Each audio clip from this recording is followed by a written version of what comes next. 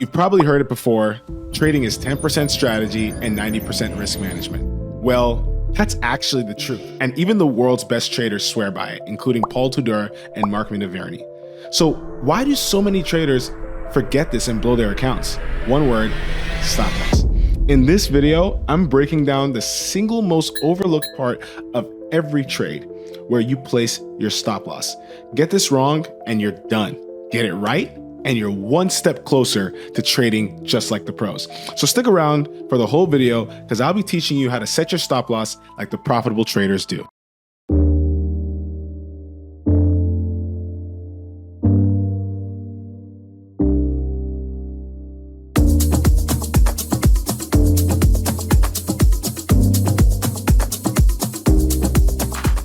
Now, before we get anywhere, if you like what you've heard so far, make sure you press that like button. That's what it's for. Really appreciate that you did that. You're the GOAT. Also, if you don't mind, you can also press the subscribe button so you don't miss a single one of these videos where I'll be teaching you about trading, as well as there's a Discord link in the description below, completely free to join. Make sure you go join that. There's going to be a lot more information in there. I'll also be starting live streaming soon, so would love to see you guys in there. And lastly, leave a comment below, right? What's one thing you're grateful for this week? Feel free to type it in. Now, again, this video is about stop losses. What even is a stop loss? So a stop loss is a predetermined price level where you'll automatically exit a trade to limit your losses if the market moves against you. So essentially, the point of a stop loss is to draw the line in the sand where you're absolutely confident that if price moves beyond this point, your trade idea is likely invalid and it's time to get out. No questions asked. All right. So I put a little presentation together for us to review where we'll be going over a little bit more in detail about what a stop loss is and how to actually set them in the proper way, like a profitable trader. Now, trading is probability based, which means that you are likely to win in X amount of the scenarios and you're likely to lose in X amount of the scenarios, no matter how smart you think you are or no matter how good your strategy is. Now, the better your strategy is, the more times you'll likely win versus losing. But if you don't have the proper risk management together, then those losses will crush every win you take, no matter how accurate you are. So I want to make sure if you are inaccurate or you don't have a high accuracy rate, having proper risk management can actually overshadow the faults behind your strategy. And if you stay consistent with your risk management, you can actually turn a profit. So let's get into the presentation here. With stop losses, I'm going to split it up into two parts: placement and risk sizing. Placement is split up into two parts here as well, right? So if you're a beginner or if you're advanced, there are two ways to basically set your stop loss. Now, when I first started off, I was in this beginner zone. Now, in the beginner zone, we have what we call structural swing points. Now, these are what we call, old highs, old lows, where by the way that market structure moves, price should no longer go past that point if you are trending in the right direction. What an old high and old low is in price and market structure. Let's say, for example, you're in an upward trend. Okay. And this is something that you see in every chart that you look at, right? If price is going up, you have a high, then you have a low, then you make a higher high, right? Than this high. And then you make a higher low than this low, higher high than this high, higher low than this low, higher high than this high, and so on and so forth. Now, when we're going on an upward trend, these old lows right here should not be broken if price is trending in that direction. In theory, we should not be seeing purges of these lows. So we'll get into examples of that, and it'll make more sense in some of the examples I'm going to show later. But, those are great places for you to keep your stop loss whenever you enter your trade, if you are going to be taking a trade that goes along that trend. Now, another place to also keep it is when you have intermediate term highs and lows. So these are a little bit different than just these regular old highs and old lows. Now, an intermediate term high or intermediate term low are structural swing points where price is unlikely to break because of market structure. And when I say market structure, there's a specific market structure for it. So let's go over this. Now, let's do the opposite side. When you're in a bearish direction, you have a low and you have a high. Then you have a lower low than this low and a lower high than this high. Lower low than this low, lower high than this high. Okay. Now what happens when you actually have a short-term spike in this high right here. In other words, making a higher high, but then price continues going lower, right? Sometimes you see that happening when it comes to trading. Now, price then continues to make more lower lows. So this high right here is what we actually call a intermediate term high or low. Why? Because there's a short-term high to the left of it and a short-term high to the right of it. Now, this high in theory should not be broken, right? Now that's just classic market structure, and we'll go over an example of that as well. Now I know this kind of juxtaposes what I mentioned in the previous one where these old highs should not be broken. However, there are times and conditions where price can actually have a short-term spike above here, right? And then continue lower. Now I will show you in conditions where you can anticipate that to occur. And I'll give you like some examples of that going forward, but let's actually get back into the video because there are specific times where, you should use the old highs and old lows and specific times where you should use the intermediate term highs and lows. Lastly, in the advanced version, this is separate from structural swing points. You don't have to wait for these. You can actually refine your risk. And what I mean by that is you can set your stop losses smaller. The lower your risk, the larger size you can actually put on, and you can actually improve that risk to reward ratio. The smaller your stop loss, right? The more contracts you can put on and actually increase the size of your position. We'll be talking about that in a bit as well. But that's why it's important to have this advanced level as well. But it can be tricky because you need to be able to have a thorough understanding of these PD arrays and how to utilize them. Let's get into some examples here. So stop loss placement. Let's use the structural swing points. Okay, this is the beginner version. Now you can see in this trade here, we had a run up. You can see low, high, higher low, higher high, higher low, higher high, higher low, higher high, et cetera, till you get to this high right here. And then you see we break this low. Now you can see there's starting to be a change in direction, right? And that's why these lows should not be broken. You see a strong close below this low. And then I wait for a optimal trade entry. What that means is that using my Fibonacci tool, I wait for price to retrace at least to the 50% mark. Ideally, it would be at least at 62% level. And then price comes there. That's my entry. Where's my stop loss go? Right here on the old high, right? So this is an example of when I'm using an old high to set my stop loss. Now, given that price broke below this low and started showing bearish price action to run away, I don't want to see this high broken again. Now, what is an intermediate term high, right? So intermediate term highs, right, is an example here. Old high, there's a short-term high right here. There's a short-term high right here. And there's an intermediate term high in the middle. Now, this intermediate term high took out this high, even though there was and if you notice, this capture is actually from over here. So you can see we were having some, lower lows and lower highs until we had a short-term spike above this high and price continued running lower.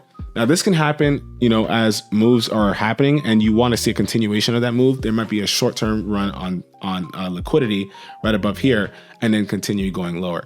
Okay, so this intermediate term high, now that high is taken out this liquidity and then continue to run lower, this high should not be broken anymore. It should stay intact.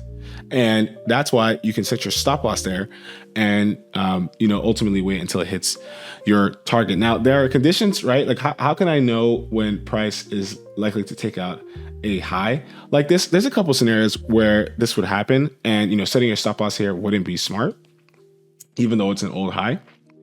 And one, that's in scenarios where, let's say the recent low that formed below this move that formulated this high, right? So let's say the next low, it doesn't have a body candle closure below this low. Let's say it didn't close below it, then price can easily spike higher, right? Because that wick lower and then run higher, like in this scenario right here, can actually be indicative of price having a pretty solid retracement. Now, another thing that I can also tell you is in this scenario, you can see that price actually did close below this low.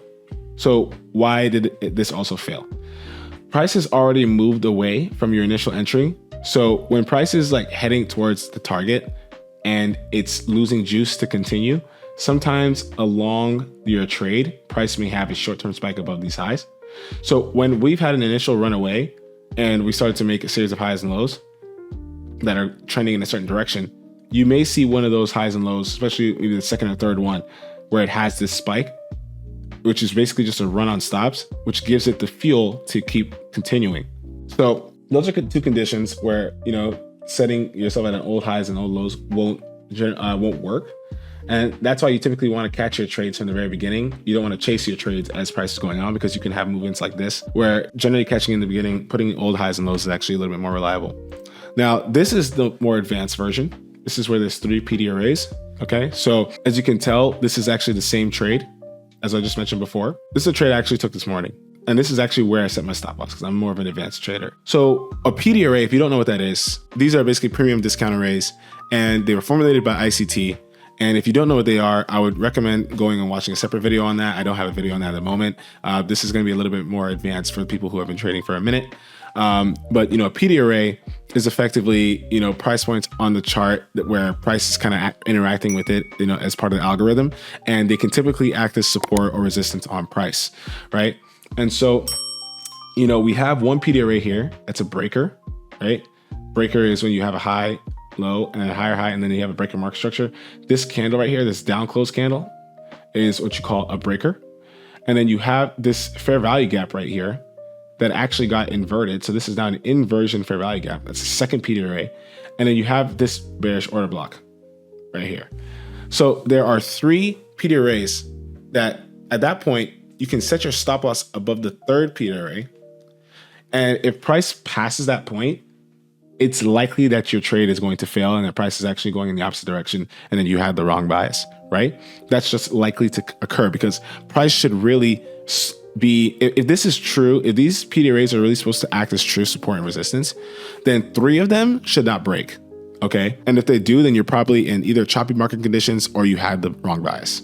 Okay, so you can also set your stop loss so you can refine it a bit. You don't have to wait until it goes to the old high. You can actually refine it and put it above that third PD array.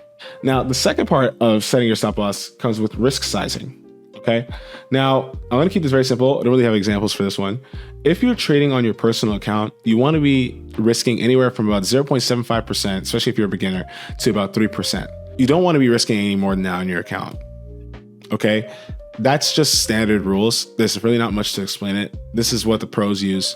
It's important, especially as a beginner, to make sure you're not you're not risking too much on any of your trades, because you're going to fail a lot and you're going to probably be way more inaccurate than you are accurate.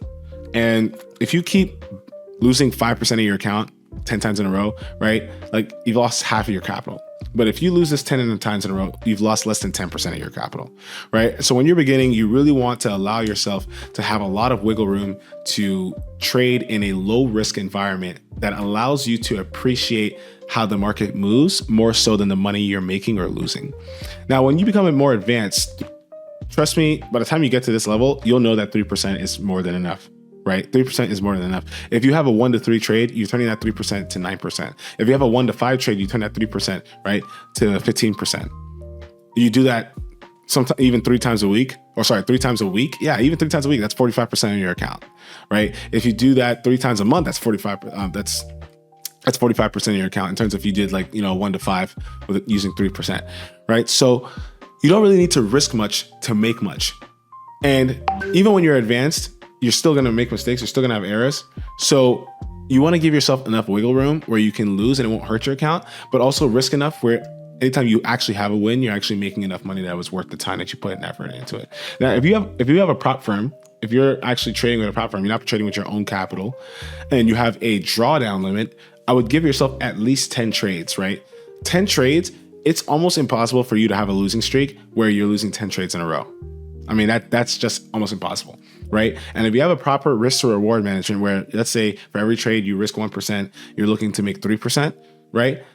You would have to lose 3 trades in a row for you to actually just break even on one trade, on your one win, right? So if you lost 3 times in a row, but then you had 1 win, you would break even. So if you give yourself 10 trades, it's a lot of cushion, okay, to make sure that, okay, even if I lose 5 times in a row, all I need to do is win twice and I'm back in profit. Okay. But sometimes you may go through extensive losing periods where you're losing for a week straight, 2 weeks straight. And that's why you want to give yourself enough cushion to be able to recover from those losses. And so, also when it comes to the size, like let's say, for example, you want to set $250 in your risk, this trading view is actually really helpful for that. That's why I like trading on trading view. I like to use this trading view tool where, I can actually do it two ways. I can go in here and I can set what price I want to put it at and how many units I want to put it at. And then I could define my risk, right? So if I want to risk $250 on this trade, it'll help me do that. And as I adjust where I want my stop loss to be,